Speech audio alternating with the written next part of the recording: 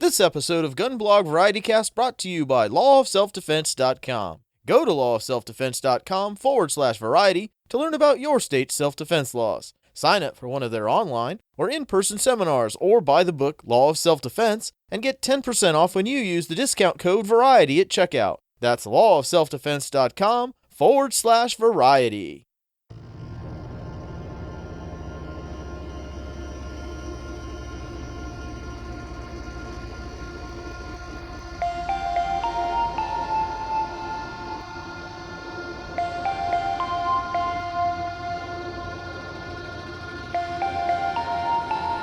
Sit back, relax, and take a ride with us on the GunBlog VarietyCast, episode 97.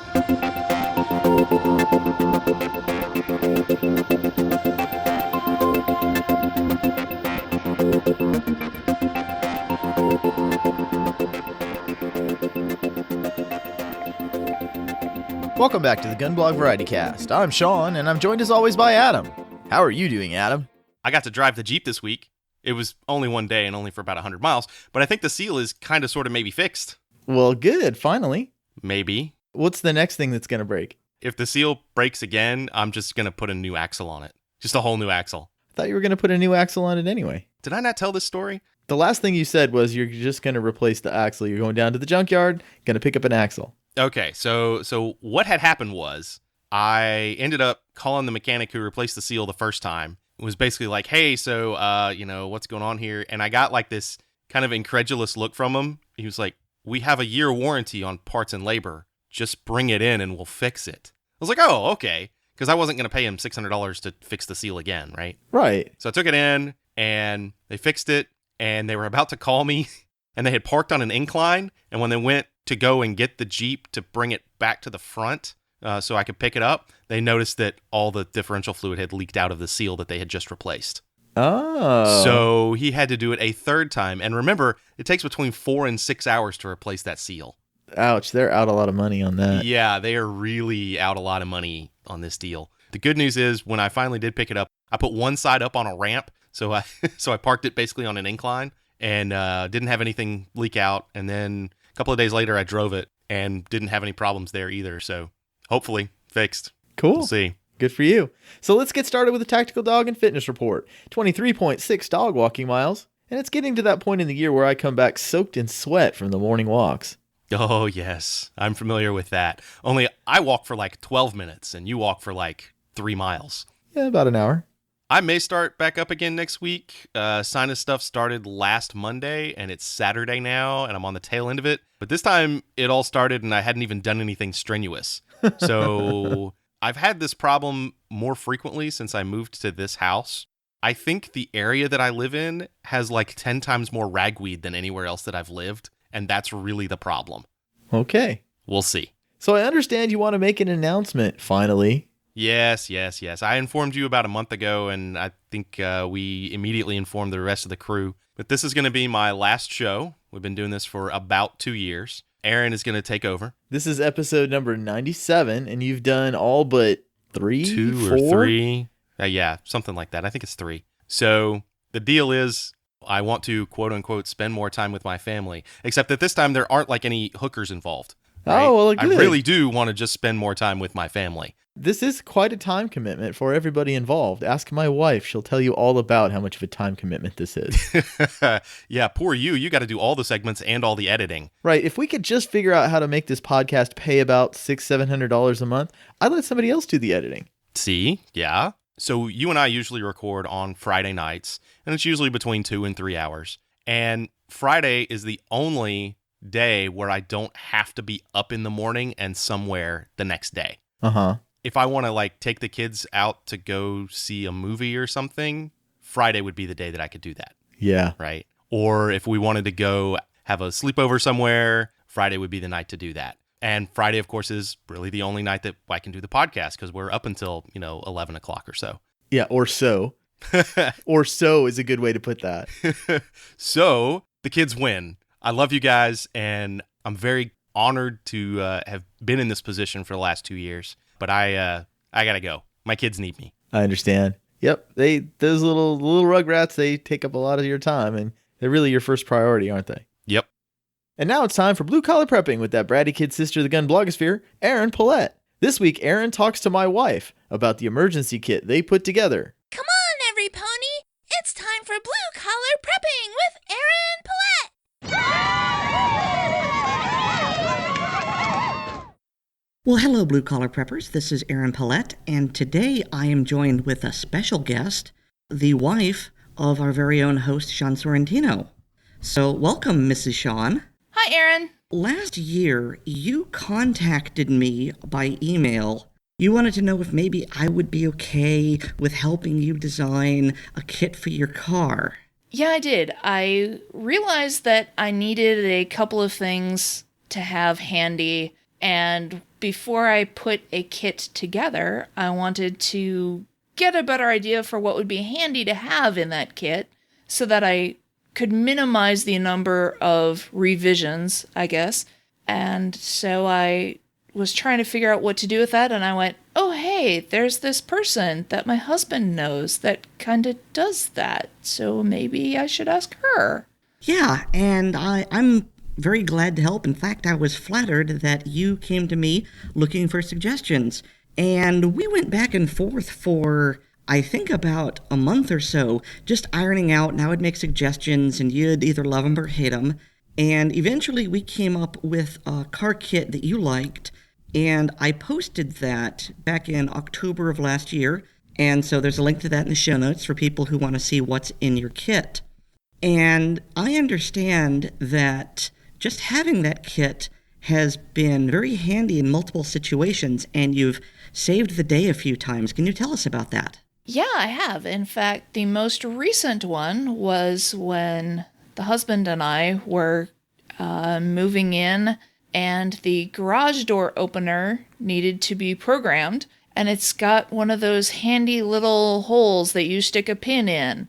Unfortunately, not many things had been moved to the house yet, and so he was asking me where I might find a pin type thing. And I went, right here, and I dug underneath my seat, and I pulled out my little truck kit and pulled out the sewing kit out of it, and I handed him a pin, and he looked at me like, what just happened?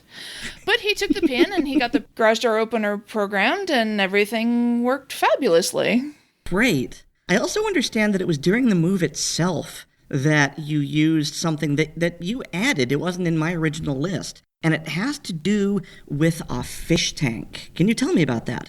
I actually have 3 fish tanks. 2 had to be moved to this house from the last one, which is a real interesting project. I don't really recommend going through that process if avoidable, particularly when one of them was a 55-gallon fish tank, which is rather unwieldy. Fortunately, I was able to hire some professional help and was given the hint to, after taking most of the water and all of the fish out, to wrap the top of the tank and saran wrap to try to maintain the moisture to preserve the ecosystem that is established with the microflora and fauna in the tank. And this was a great plan, and we got everything wrapped up, and we got it moved into the bed of the truck and started down the road. And we got about 5 miles down the road, started getting up into higher speeds as we got out of the neighborhood, and the saran wrap just shredded and got out of the truck. You know, we were looking at the situation, and I remembered that I have a space blanket in my kit and went to get it out. And then I found a contractor grade trash bag in there that I had added later. And I held it up and said, will this work? And he looked like a kid finding the Christmas stocking. And he said, yes! And snatched it out of my hand. And we opened it up. And it turns out that size is just perfect for going across the top of the 55-gallon fish tank. And we bungee corded it into place. And everything went swimmingly. Ooh, bad. Couldn't help it, sorry. We got there, got the fish tank moved in, went back, got the other fish tank. Well, this one is smaller. We decided to not even bother with the saran wrap. But now we had this great big trash bag, which really didn't work terribly well draping over the top of the 20-gallon fish tank. So I went, And I opened it up, and we discovered that with a lot of wiggling and carefully pulling it down, it perfectly went over the top of the 20-gallon tank. So we not only protected the humidity level, but we also kept the light from coming in and cooking the tank as we were going down the road. So it really did a nice job of protecting my fish tanks in transit. And when we got everything set up, my fish were happy and healthy. Great. Now, I have to ask here, there's got to be a story behind the blueberry syrup save. So I help out at a friend's booth at the local farmer's market sometimes, and was there when another customer came and dropped a 1-pint jar of blueberry syrup on the floor. Ugh. And we were able to get the syrup off of the floor, but some of it had seeped underneath the wood edger piece. And it was pretty obvious that we couldn't just leave it there. It was going to be a problem for bugs and smell and everything else. And the person who was working the booth was looking at it saying, God, we got to get that up. I said, well, how is it attached to the floor? And she looked carefully and she said, Phillips head screwdriver. And she looked back up and I was gone. And I came back about 25 seconds later and I handed her a Phillips screwdriver. And she went, where did this come from? I said, my truck. And she started to go, why do you have a... Oh, wait, it's you. Never mind. Yeah, thanks. And she used the screwdriver and she pulled out the screws and pulled up the little stripping and got the syrup out from under there, thus avoiding a bug infestation. So what I love about each of these stories, they've all got that common theme where people aren't expecting you to have an item, you pull it from nowhere, and there's that look of shock and amazement and wonder as they go, how did you produce this miraculous tool, which is precisely what we need? And I don't know about you, but I live for moments like that. I love that look on the face where they're so happy and so surprised and so confused all at once. Yeah, it makes me feel like James Bond. I don't know about you. I was thinking MacGyver, but yeah, I could go with James Bond. That too. So, just in conclusion, I think you would agree with me, and tell me if I'm wrong, but having a kit like that, not only is it there to save your butt when things go sideways, but far more often, it provides you with the resources you need to save the day and make you look awesome in front of people. And that never sucks. It never does.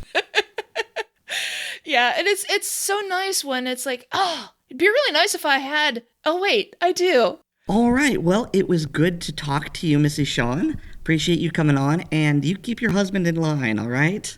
I shall certainly try, and thanks again for your help putting the kit together. It was my pleasure, and thank you for being here. I hope to talk to you again soon. Alrighty, take care.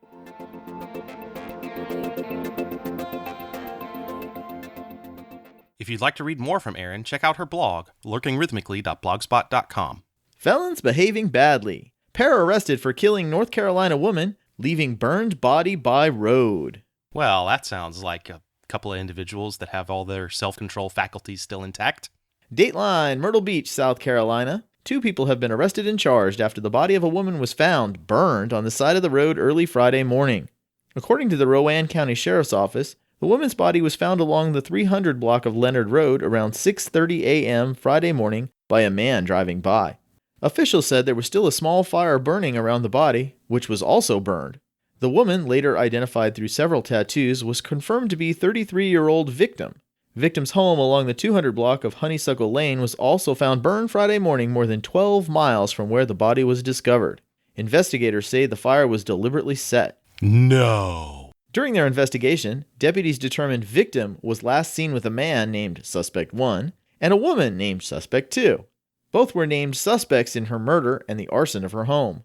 Early Monday morning, detectives were notified that Suspect 1 and Suspect 2 had been located in Horry County, South Carolina, near Myrtle Beach. Warrants were obtained for robbery, second-degree arson, and first-degree murder on both Suspect 2 and Suspect 1.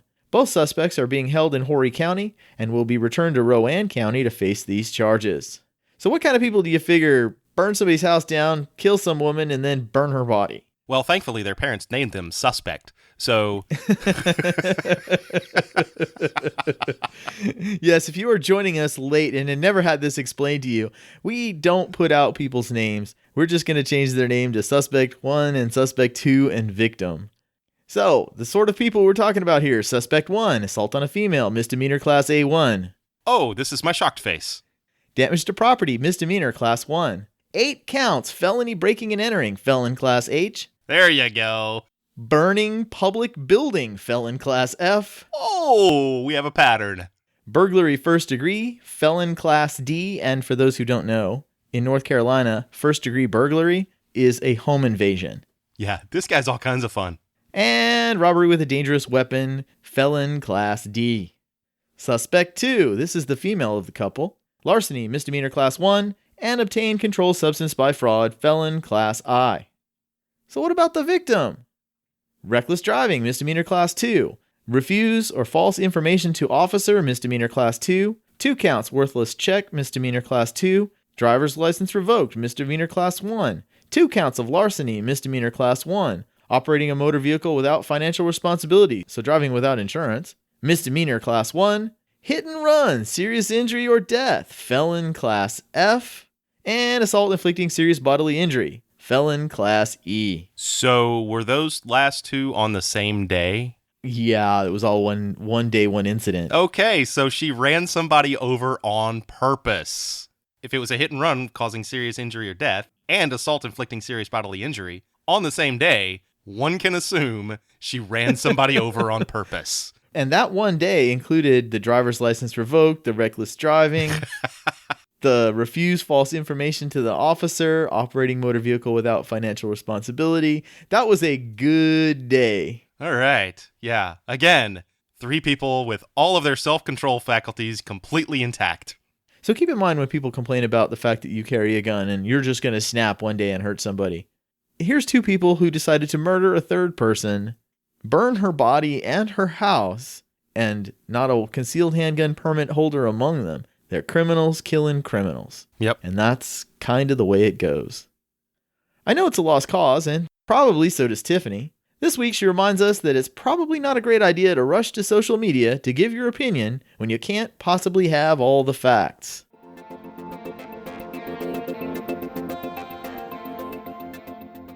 So hey Tiffany, what do you got for me this week? Hey there, Sean. Well, I thought that I would talk about a story that's been floating around the interwebs. It's about a gun shop owner in Ohio, I believe it was, who tragically met his fate at the business end of a live round during the course of a CCW permit class at his gun shop. Yeah, I heard about that. That's pretty bad. What makes it even worse to me is that the lightning speed with which folks raced to the comfort of their anonymous interweb forums to trash this guy without even knowing what the facts were. Yeah, I know exactly what you're talking about there. I think what's probably most predictable to folks who are gun people is that the anti-gun crowd was really, really anxious to use this, to point to this as yet another example of why guns are unsafe. And of course, this is a dangerous line of logic for everyone, especially those who support the Second Amendment, because A, we don't have all the facts. It's just it's a premature assumption on many levels, number one. But number two, even with the very few facts that we do have, you can't extrapolate from this one freak incident that guns as a whole, the entire universe of guns, are simply to be banned as unsafe, deemed unsafe for all human use. It's just flawed logic. What bothered me was I saw a lot of people who were, he deserves it for, it's like, what, he's like a plague vector or something and he deserves to die from his own disease? Is that what you're trying to say? I don't know if that's what they were trying to say or if they even gave it as much thought as you've given it in the 5 seconds that it took you to make that statement. But what really is, I find tragically ironic about that is that this guy was not even the instructor of the course. Anyone who bothered to look at more than just the Twitter version of the reports of the incident would have seen that he was minding his own business in an adjacent room, and the actual errant round came through a wall from a class that was being led by an entirely different instructor. And beyond that, we really have no idea what the facts are. I mean, there are some reports that the students were working on a malfunction clearing drill, which, if that's true, then it does raise a lot of questions about why there would be live ammunition in the mix during a malfunction drill, or why any one instructor would be covering malfunctions off the range to begin with at all, whether using caps or using live rounds. But be that as it may, to just say that this guy kind of deserved what he got, either because he was a gun guy or because he was, negligent or idiotic or whatever assumptions people made. I just thought that was, first of all, on a humanity level, I thought it was disrespectful to the newly departed. And, this guy, I presume, had a family. I just thought that was unfortunate. Yeah, well, what do you expect? They hate guns, so obviously they hate the people who have guns. I mean, I just try to dismiss it and move on. The other thing was, I got some weird kind of vitriol from pro-gun folks as well, which I wasn't expecting. I saw a lot of comments on Facebook about how this guy was stupid and deserved what he got.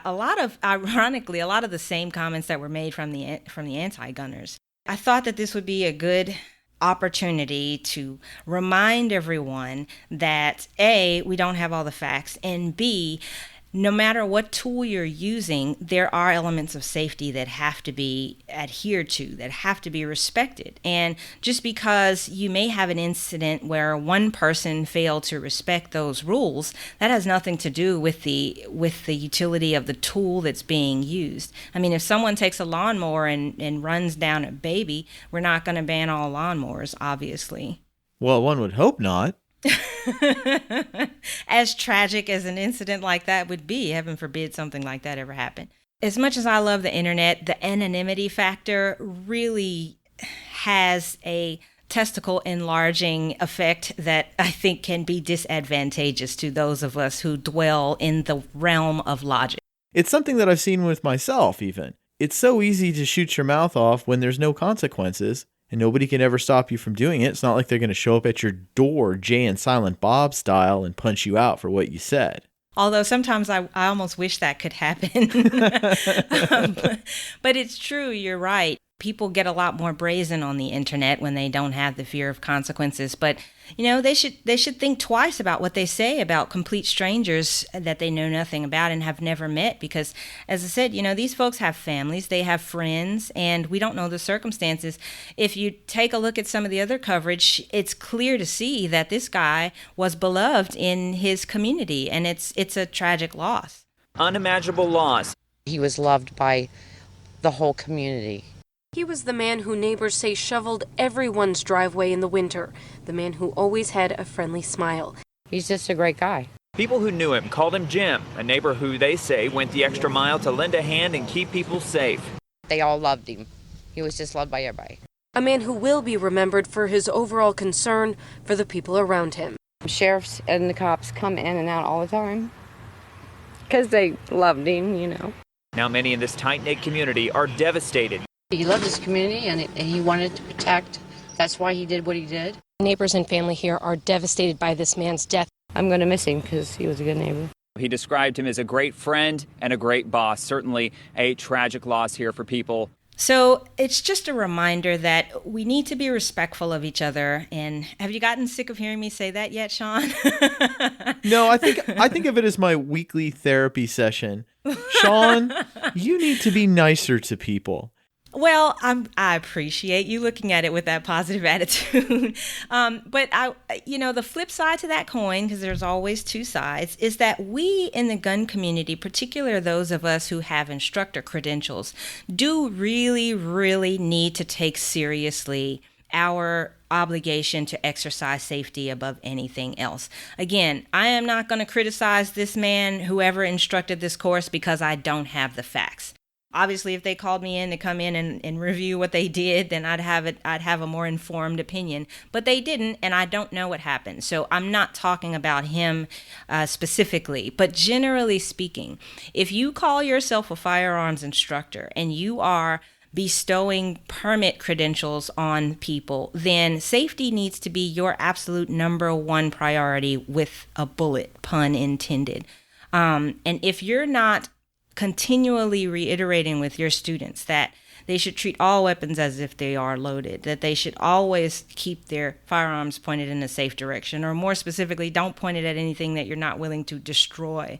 They should keep their finger off the trigger. If you're not constantly reinforcing those rules to the point of, nausea from your students, then I think you may be A, selling yourself short as an instructor, B, selling your students short as folks who are going to go out there and arm themselves with the power of deadly force, and C, and perhaps more importantly, selling short the legacy and the future of the Second Amendment, because every time an incident like this happens, it gives ammunition, again for yet another bad pun, to the anti-gun community who is just itching for reasons to argue that guns are unsafe and that we don't have a right to possess them or to bear them.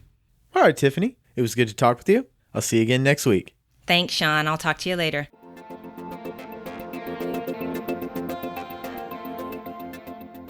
You can follow Tiffany at frontsightpress.com. Plug of the week.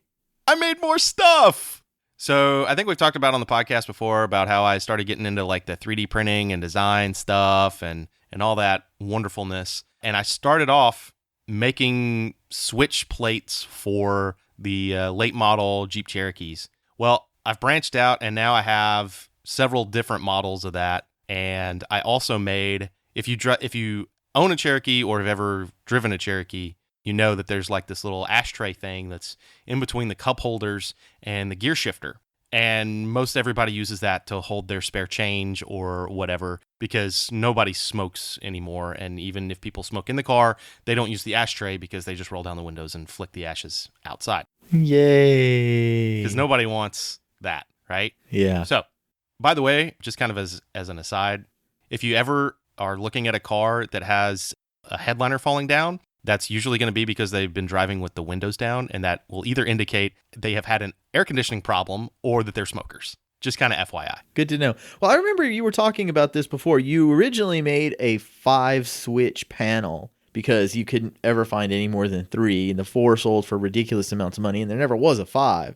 Right. And I made a 6. That was the first one that I made, was a 6-switch panel. And I remember you were saying, well, we could put these power points, which every one of the rest of us thinks of us still, if they're old enough, as cigarette lighters. But you could put 1 of them or you could put 2 of them. And I'm looking at all of these panels, and what I'm seeing is just various, you could have this many switches and this many power points. And I would just pretty much pick whatever you like and however you want to configure your panel. It's pretty neat, actually. Yeah. And a lot of those were because people on Instagram would hit me up and say, hey, so can you make a panel that does this? And, all of the hard work was really done last year.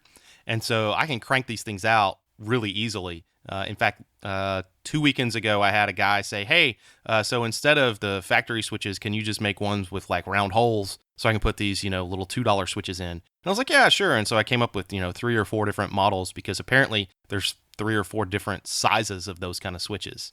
There's like a 19 millimeter hole, a 20 millimeter hole, and a 1-inch hole. Right, but as long as you have all of the outer dimensions and where everything screws in and all that, all you got to do is move the holes around. Yep, pretty much. It was real easy. And then, of course, after I made all those designs for the guy, then he comes back. He's like, oh, well, can you make one with this other thing? And I'm like, okay. But the good news is those 3 or 4 designs only took me like an hour tops. So it wasn't a huge waste of my time. So are you selling any of these things? So yeah, I've sold, 20 or 30 of them, 20, 25, something like that. So I'm doing pretty good there. And then last weekend, I released my little ashtray pod that'll have 3 OEM switches. So 3 of the same kind of rocker switches that are in the Cherokees and the TJs. And also the Contura style switches, which are significantly cheaper, and you can get all kinds of different designs on those. And they're angled slightly so you can better read the rocker switches. Now, I have only sold one of those to a guy called Jeepology. And if you're in the Jeep forums or anything, you know who that guy is.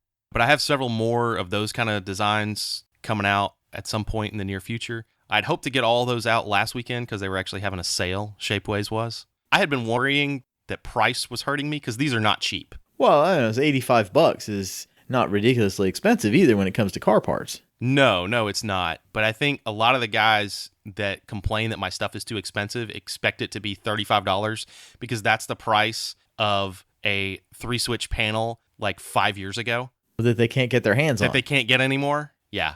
And people were getting those by pirating them off of old Jeeps, not manufacturing brand new ones. Right. And they're not custom in any way. Correct. Yeah. So the reason I, upload my stuff to Shapeways is because they are a global operation. So if we have anybody in Australia that has a Cherokee or the Philippines, or I get a lot of guys from like the UAE that hit me up on Instagram. These guys are a global operation. You can literally order them from anywhere in the world and they'll have them to you in about 10 days because they manufacture each individual one for you.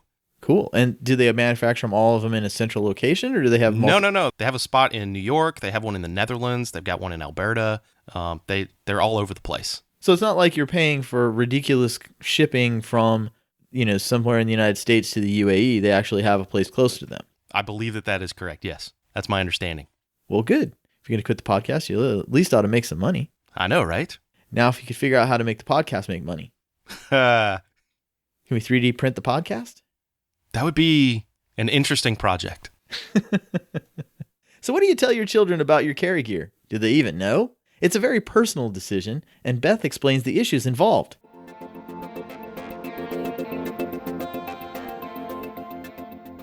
Well, hey, Beth, what do you got for me this week? Kids. There's just no filter on what they say, and their constant curiosity about everyone and everything around them can certainly get them chatting. I've had friends tell me some pretty outrageous and hilarious stories about what their kids have said to or in front of complete strangers, often in the most inappropriate of ways. Luckily, onlookers usually give little ones a pass when they're saying things they really shouldn't. Wait, Beth, this sounds like a setup for something. Well, when my son had just turned 4 years old, he had a tendency to share things that I didn't really want others to know. I'm sure parents can understand this all too well. For instance, on several occasions, when I had to take my little guy to a public restroom with me, he'd comment very loudly about the color or the style of underwear I was wearing. On trips to the grocery store, he'd point out and share at full volume for most of the nearby aisles about people with weird glasses, or funny hair, or smelly smells. And, of course, there's always the numerous times he'd announce at restaurants that the food was yucky or gross. Okay, that's not so bad. We've all experienced the kids say anything inappropriate things to strangers scenario. Oh, but wait, there's more. Uh-oh, what happened? Well, there was also the very memorable time that I passed through a crowded area at a government building where my husband was getting paperwork and everything together for something. It wasn't the DMV, but it was rather close. And I honestly can't remember the task at hand. But I had the 3 kids in tow, and my son abruptly muttered, "Hey, Mommy, do you see that sign right there?" I looked over and he was pointing at the door. "It says you can't have your gun with you, see? That little red line going across means guns are a no-no." The dreaded gun-free zone. Ah, yes, that's just what I needed. Not only was my son pointing out something I loathe, the gun-free zone, he was totally giving me away for being a legally armed American. I honestly hadn't even noticed the anti-gun sign, but either way, I was quite mortified by what he'd chosen to announce to all the people within earshot. Luckily, I avoided the glances that I felt from several people nearby, and, playing the distracted mommy card, I simply said, "Yes, son, that's nice. Did you remember to get your dinosaur?" Well played, well played. Here's the thing. Some people would argue that my little boy shouldn't know that I carry a firearm in the first place. That way, he wouldn't be able to share this little tidbit of information with the world. But I, personally, don't feel like that's smart or safe. I firmly believe in teaching my children about responsible gun ownership, and that doesn't happen by hiding or ignoring the subject. And it certainly doesn't happen by accident. It happens by teaching them. and by being a good role model. It's about education, not isolation. I can't expect my children to know what to do or what not to do around firearms if I avoid the topic like it's a taboo. And even though I was pretty embarrassed by my son's random revelation, it did give me the opportunity to talk to him about being discreet and cautious about the topics we discuss in public, and about not sharing everything that pops into our heads. That's always a tough one, too. It's not about lying to people, it's about keeping our business to ourselves. That's not an easy concept for a little kid to understand. Or for a lot of people. Look at social media. True, all things considered, for some of us moms and dads anyway, it seems that instead of worrying about printing or about accidentally drawing attention to a concealed gun, what we might need to consider is what our wee ones might divulge. Don't make a big deal about it, of course, but teach your kids to be discreet. And if you do carry a gun every day, that all becomes part of the norm for them. It's part of the backdrop, like carrying a purse or grabbing a bottled water on the way out the door. They will get used to it. They will become accustomed to it because that's what you do every day.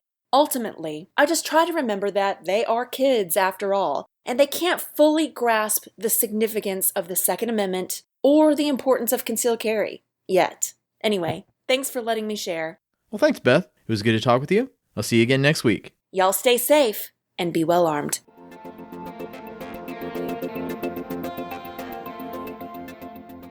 You can read more from Beth at usconcealedcarry.com/blog and click on Pacifiers and Peacemakers in the left sidebar.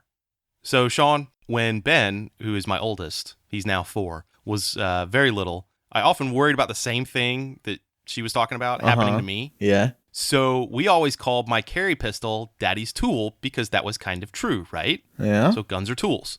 So one day we're in Chick-fil-A and I turn around and the grip of my Glock somehow smacked him in the back of the head because that's about how tall he was. And he says in his outside voice, "Ow, Daddy, you hit me with your tool." Oh, no. Yeah. So, which was kind of embarrassing, right? Because, double entendre there. Yeah. But it was hilarious to other people in the restaurant. Instead of giving some, demanding action mom the vapors and then calling the cops or screaming or, doing something like that. Because you don't want your 4-year-old going, "Daddy, your gun!" Yeah, I can understand that. Yeah. Luckily, my dog never makes any statements like that, so we're good. Yep. Fun with headlines. All right, so originally I was going to actually do the story, but then we saw the video, and it's much, much more egregious. Uh-huh. GOP lawmaker, majority of gun deaths in U.S., self-defense. So where did they get a quote like that? Well, I'm not really sure. Let's go to the tape. He said the majority of gun deaths in America are self-defense. You got accidents, you got murder, and then you got defense. And the last numbers I saw, those three, the largest plurality is self-defense. Does anybody know what the difference between a majority and a plurality is? So this GOP lawmaker is actually my state senator, Glenn Cassida. I have had dinner with him several times. He does generally know what he's talking about on these kind of issues. He didn't say a majority of gun deaths in the U.S. are self-defense. Then they attacked the point that he wasn't actually making. According to the Violence Policy Center, there were over 8,300 homicides by gun in the United States in 2012. That's compared to just 259 justifiable or self-defense homicides by gun. So for every justifiable gun homicide, there were 32 gun murders. I'm pretty sure that they got their statistics from the FBI, UCR, the Uniform Crime Reports, and they don't include self-defense uses. Bodies are the only thing that matter there, right? So if you hold a guy at gunpoint, guess what? That's not counted. Yep.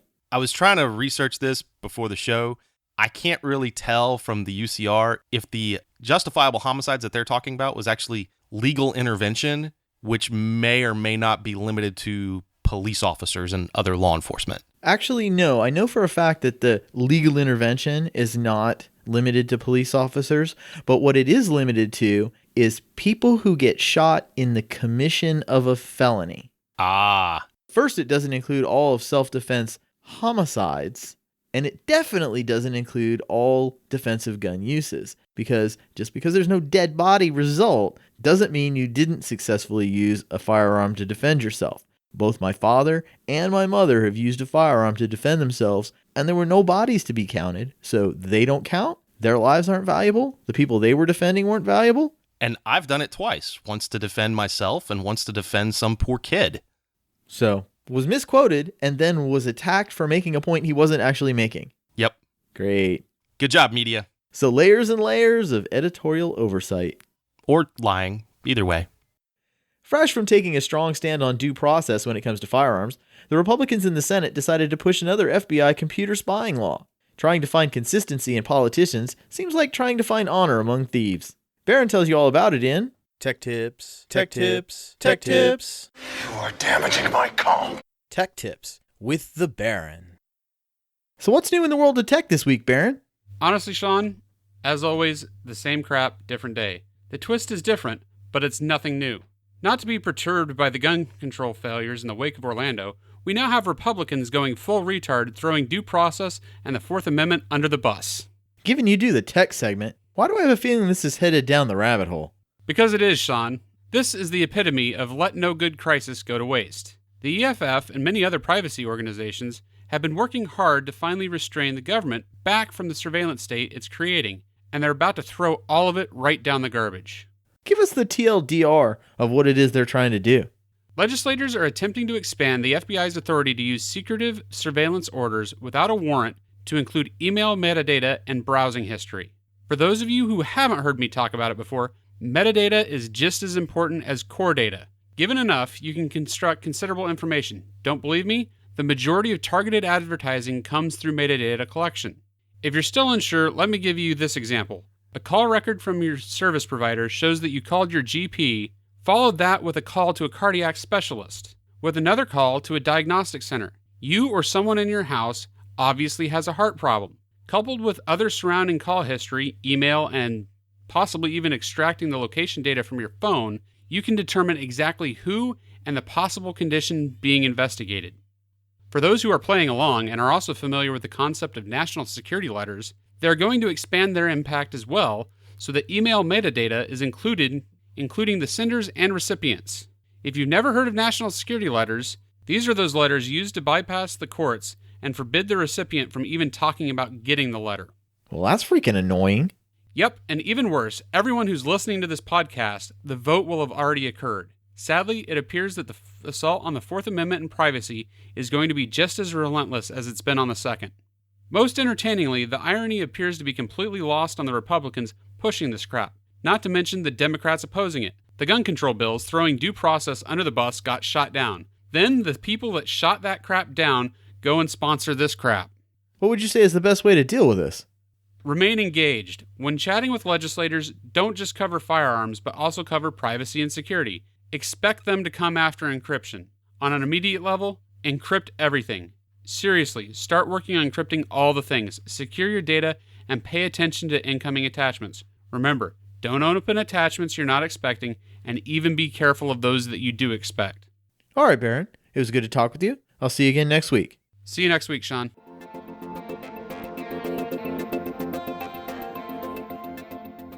Barron still blogs at the-minuteman.org.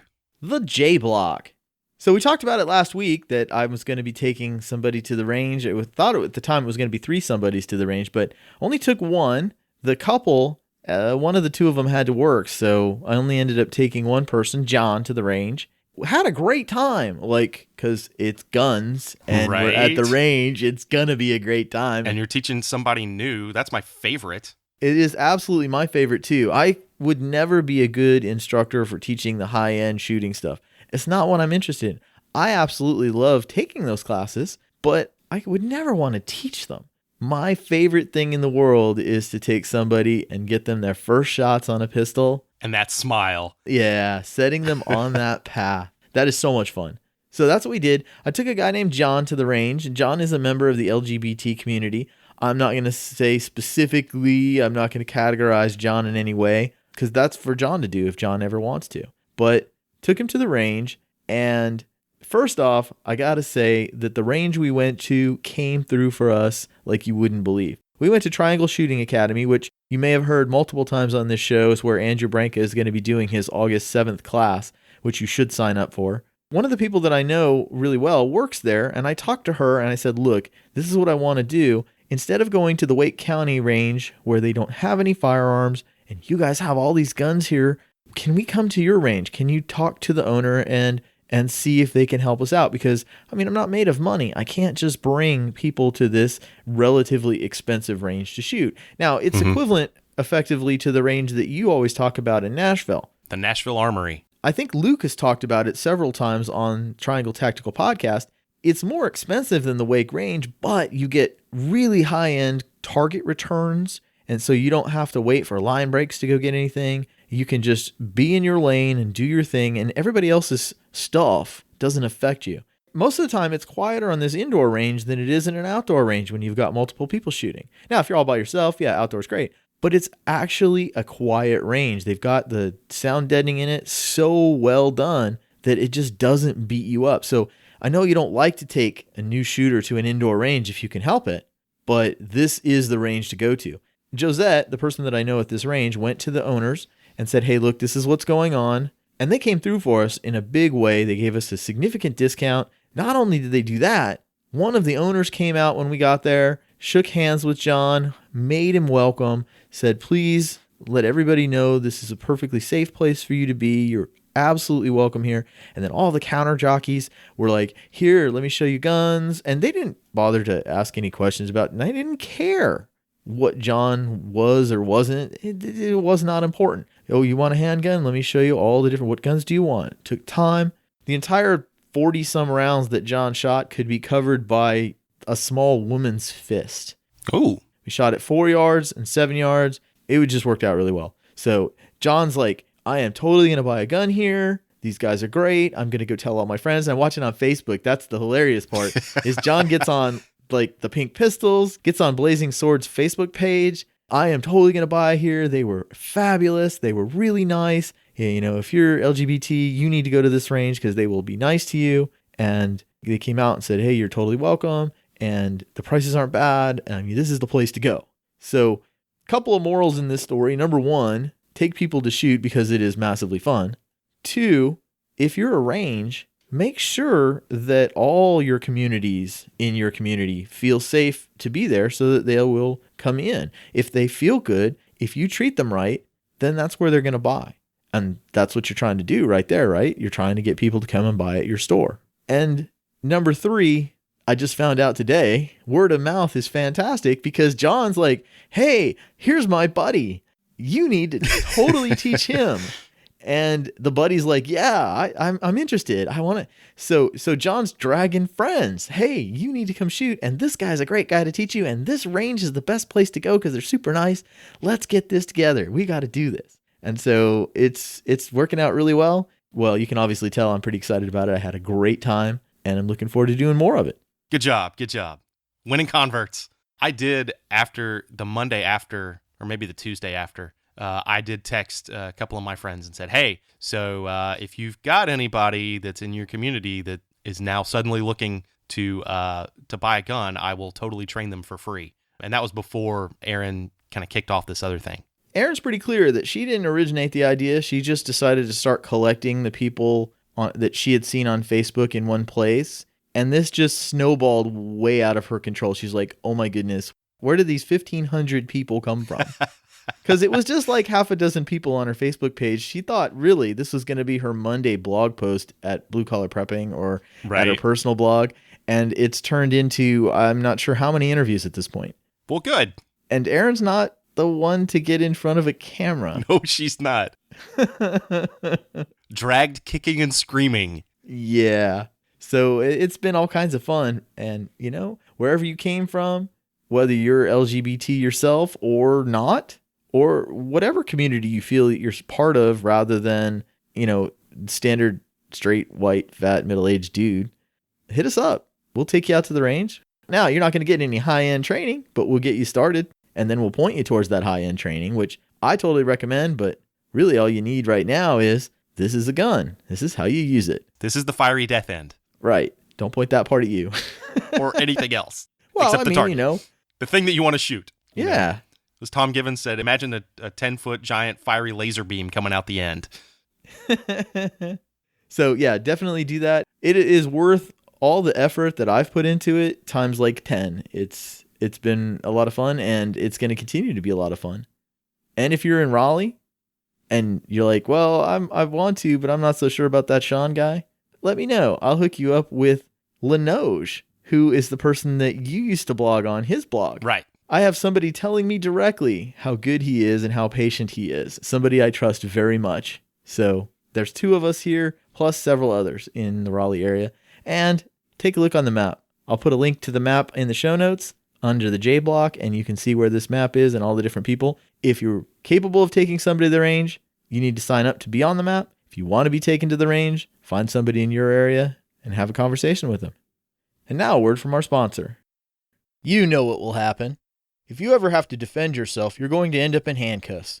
Are you trained to win the fight after the fight? Sure, you can draw, aim, and put 2 in the 10 ring, but have you learned your legal self-defense? Do you know the law? Go to lawofselfdefense.com/variety to sign up for your legal self-defense class.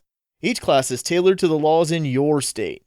Attorney Andrew Branco will teach you the law, not just what the law says, but what the judge's legal opinions say, what the jury instructions say.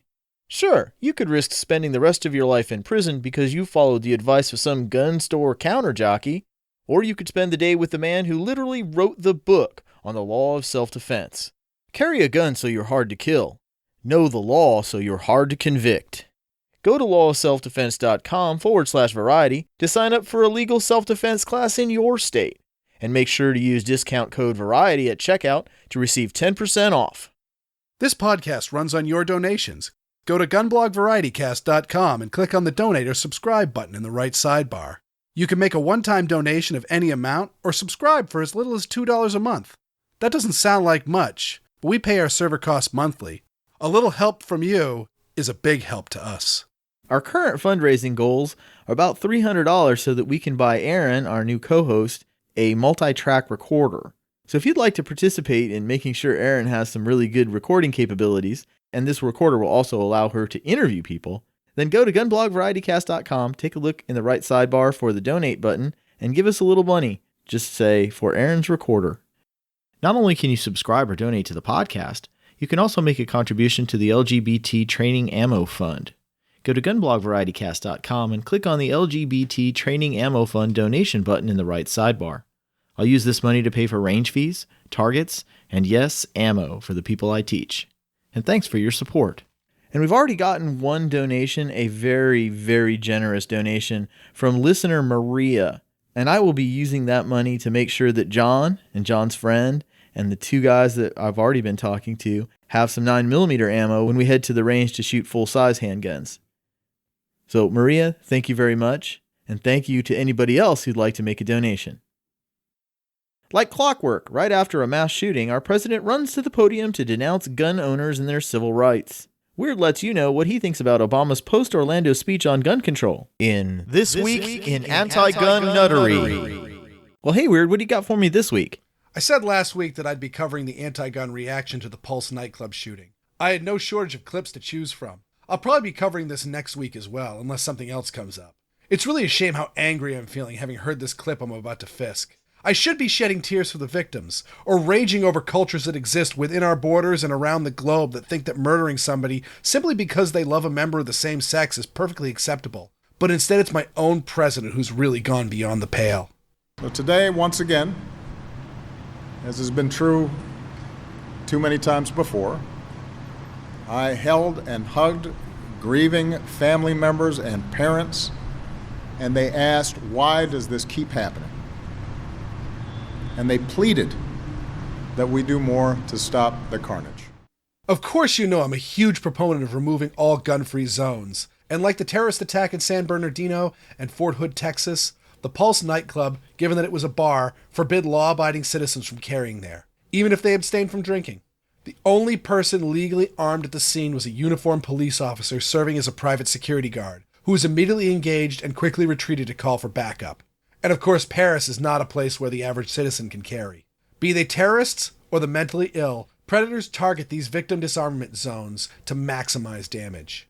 So what do you have to offer, Mr. President? They don't care about the politics. Neither do I. Neither does Joe. And neither should any parent out here. This debate needs to change. It's outgrown the old political stalemates. Gotcha. This is not time for politics, and the gun control discussion is a stalemate. I agree. Well, partially agree. I think the pro-gun side is winning the debate, but we're making very slow progress. So yeah, this is a good direction to go. But what do you propose? I'm pleased to hear that the Senate will hold votes on preventing individuals with possible terrorist ties from buying guns, including assault weapons. I truly hope that senators rise to the moment and do the right thing. I hope that senators who voted no on background checks after Newtown have a change of heart. And then I hope the House does the right thing and helps end the plague of violence that these weapons of war inflict on so many young lives. Wait, what? So it's time to get beyond politics and break new ground for public safety, but you're just gonna punt to the same old tired anti-gun boilerplate? Yeah, the terrorist used a so-called assault weapon, and Florida doesn't restrict what firearms are available to the law-abiding public. But so did the terrorist in San Bernardino, and California has a so-called assault weapons ban that is vastly more extensive than the 1994 federal ban, and it's not like they had to smuggle them in from Arizona or Nevada. They legally bought their guns in California. And again comes the anti-gun politicians talking about removing rights of people on the so-called terror watch list, when this guy was not on the list. The jerk was even under FBI investigation for potential ties to Islamic terror and was cleared twice. Oh, and neither were the terrorist in San Bernardino nor the terrorist in Fort Hood. And again on universal background checks, in reaction to a killer who passed a background check, both the FBI NICS check and the private check done to hire him as an armed security guard. Am I living in bizarro world? Why are the American people not onto this crap yet? Why didn't the crowd immediately erupt into boos over our president making such a cheap political move in what should be a speech about grief and remembrance? You don't care about politics? All you're presenting is politics. You are dancing in the blood of these poor people to advance your foolish anti-gun agenda that would have saved no lives and frankly likely got many killed. Those who defend the easy accessibility of assault weapons should meet these families and explain why that makes sense. For the exact same reason why the police who stopped this monster did so with so-called assault weapons. Look, I don't expect the grief-stricken families to be receptive to our side of the argument right now, especially if they were not pro-gun before this happened. But you, Mr. President, know this issue very well. You've been working on the politics of guns for your entire career. A career that started in the blood-soaked streets of Chicago, one of the gun control capitals of this nation. Yet you want more gun control. Your agenda is that sick. I've said this before, we will not be able to stop every tragedy. We can't wipe away hatred and evil from every heart in this world. But we can stop some tragedies. We can save some lives. And even if a few of the patrons were armed in the club, they too might not have been able to change the events. But can you really argue that those people huddled in the bathroom waiting to die, or the people who saw the killer storming across the dance floor killing their friends would have been worse off with a pistol on their person? The notion that the answer to this tragedy would be to make sure that more people in a nightclub are similarly armed to the killer defies common sense. Yes, that's exactly what he said. We now know that the police who engaged the murderer and drove him into the bathrooms ended up retreating, leaving the killer to emerge from hiding and murder another 29 people in the other bathroom. Tell me that those 29 murdered people were better off being murdered than having the tools to fight back. You want to know what defies common sense, Mr. President? What defies common sense is your desire to ensure that those 29 victims were totally unarmed and unable to resist their slaughter. That defies common sense. What did stop this, Mr. President? I'll tell you. What stopped this were good men with guns. But good men who were in the very difficult position of leaving a place of safety to a place of extreme danger to protect the lives of complete strangers. That is really something quite amazing. But why should it be that way? Wouldn't it be better if the people who were stopping it were the very people who were in direct jeopardy, and the lives that they are saving are their very own, with the collateral damage of saving the lives of strangers? "Oh no," says teleprompter Jesus. "That defies common sense." We can reduce the impact of a terrorist attack if we're smart. Except the only action you're proposing is pure stupidity. So many people here who are lesbian, gay, bisexual, transgender. The Pulse nightclub has always been a safe haven, a place to sing and dance, and most importantly, to be who you truly are. Yes, gay clubs and bars are ideological sanctuaries, but they are not physical sanctuaries. The gay community, as well as the Jewish communities in America, may skew heavily to the Democrat side, and with that comes their anti-gun agenda. But this wasn't a spree shooting or a mass murder. This was an act of war by a person acting under a larger ideology who would love to see every last gay, Jew, and infidel wiped off the face of the earth. If you're listening to this show, you probably agree with me, but there are people in your life who don't. It's time to set our ideological differences aside and look at the greater good. We are going to see more attacks like this, and neither our laws nor law enforcement are going to stop them. You who are already gun owners, teach those who aren't. Those of you in the LGBT community, you've seen what happens when you cannot defend yourself. It's time to jettison the anti-gun agenda in your community. A gun will put you on equal footing with any attacker. Get one. Learn how to use it. Carry it all the time. If you don't even know where to start, our own Aaron Paulette has built a map of LGBT-friendly firearms trainers who are ready and willing to help you learn. You can find her map at facebook.com/blazing sword. All right, Weird. It was good to talk with you. I'll see you again next week. See you next week, Sean.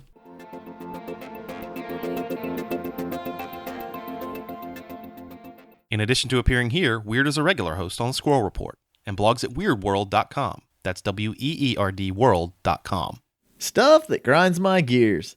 Before we do this, if there are any little ears that will be looking forward to seeing Santa this year, turn the podcast off now and listen to the rest of it when they're not around. Okay? Turn it off. Okay, Adam. Since this is your last show, why don't you go first this time? Whoever told my 4-year-old this week that Santa isn't real? Oh, man. There's always some jerk. Yeah, and I'm not sure who it was, but basically on the way to school the other day, Ben says to my wife, "Santa is just pretend." We think that we got him convinced, but who knows? Yeah, I know there's multiple views on that. Oh, you should never lie to your children. And others that are, my attitude is they're going to learn at some point, and it's good to learn that not everybody tells you the truth all the time, even your parents. Right.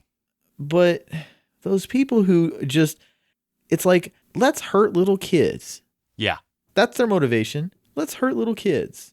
And they can couch it however they want, but realistically, that's all they're doing. They're hurting little children. Yeah. Thanks a lot. Jerks. How about you, Sean? Always playing defense. Why are we always simply defending our right to own an AR-15 or so-called high-capacity magazines? Don't you mean high magazine clips? And these high magazine clips. Look, playing defense all the time means you just lose slower. When somebody starts into, why do you need an assault gun with high magazine clips? High magazine clips. Don't just stand there and take it. Counterattack. Tell them that not only does the Second Amendment protect your right to own militarily useful firearms, the main body of the Constitution basically says that you can own a warship. Now, you've heard this before, right? Oh, yeah. Article 1, Section 8 gives Congress the sole authority to issue letters of marque in reprisal. A letter of marque gives the owner of a private warship the authority to attack enemy shipping without being considered a pirate. So, if you take your ship and you attack enemy shipping or any shipping at all on the high seas, you're a pirate, and they can kill you for this. But if you have a letter of marque from your government, that letter of marque says you're not a pirate, you're acting under the legal authority of the government issuing that letter of marque. You're a private military contractor. Exactly. So you can't issue a letter of marque to something that doesn't exist. If there are no private warships, then you can't very well issue a letter of marque. Now, can you? So, clearly, the people who wrote and ratified the Constitution believed that it was totally okay for citizens to own warships.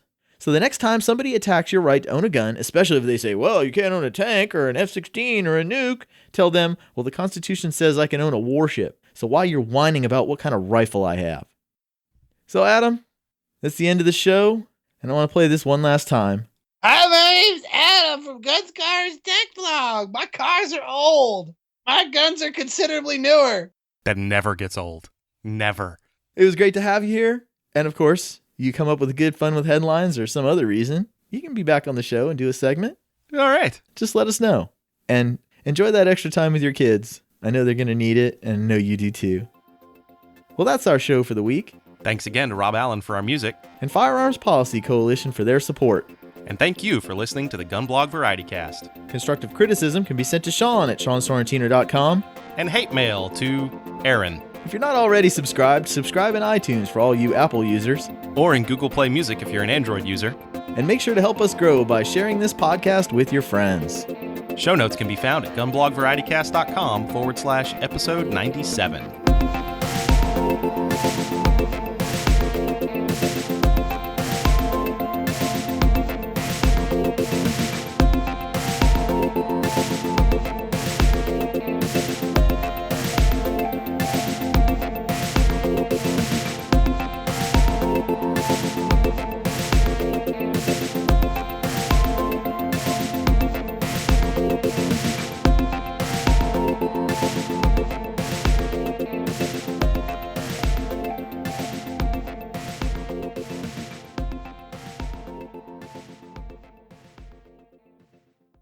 This is a URS production.